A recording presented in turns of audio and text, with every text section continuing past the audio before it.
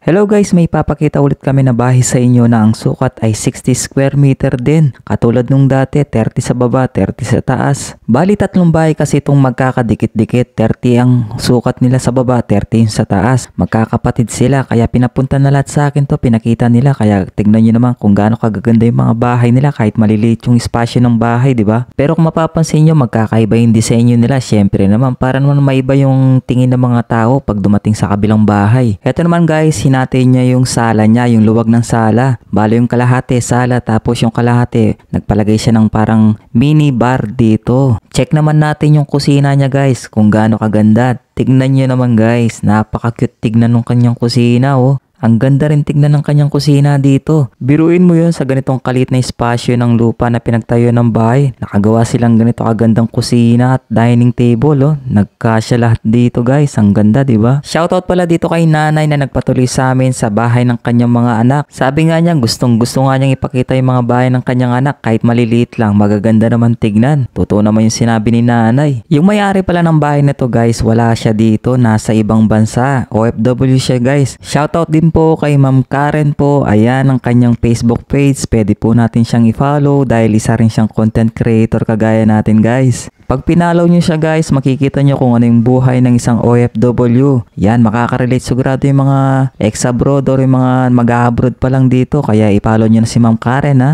At bago natin nakitin ang second floor ng bahay ni Ma'am Karen, syempre naman paki-follow din naman yung aking Facebook page para lagi kang updated sa aking mga vlog. At wag mo na rin kalimutang mag-subscribe sa aking YouTube channel, okay?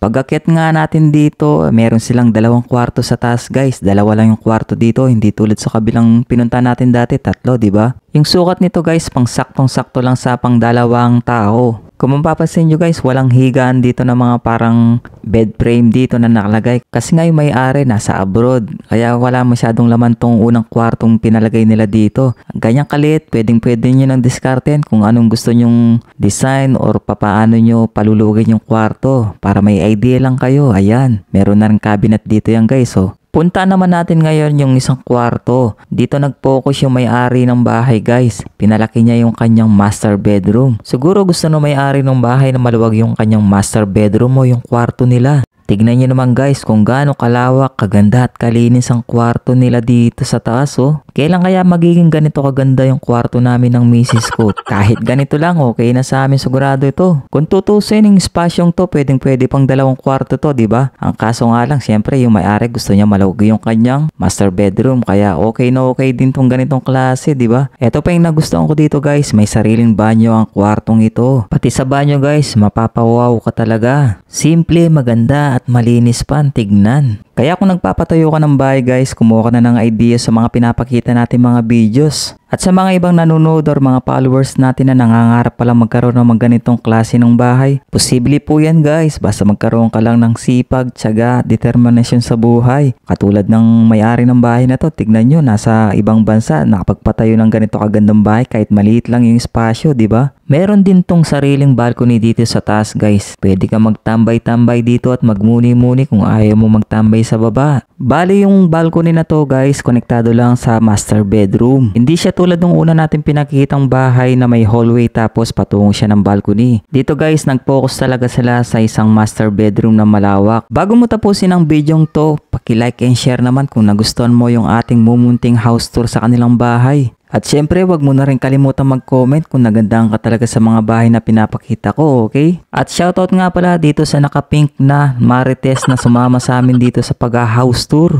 Marites pero napakabait na tao niyan. Wag lang daw uutangan. Yun lang. At dito na nga nagtatapos ang ating mini house tour sa kanilang bahay. Biruin mo sa ganitong klase ng bahay. 30 square meter sa baba at sa taas. Bali 60 square meter. Meron ka na ganito kaganda at kasimpleng bahay. So meron pa akong ipapakita sa inyong isa pang bahay na katulad nito guys ha. Abangan-abangan nyo yun. Kakaibang disenyo rin sigurado yung makikita nyo dun guys. Kaya marami kayong makukuha ng idea kung paano kayo magkaroon ng mga ganitong klase ng bahay. Kaya hanggang sa muli, maraming salamat and God bless. Thank you!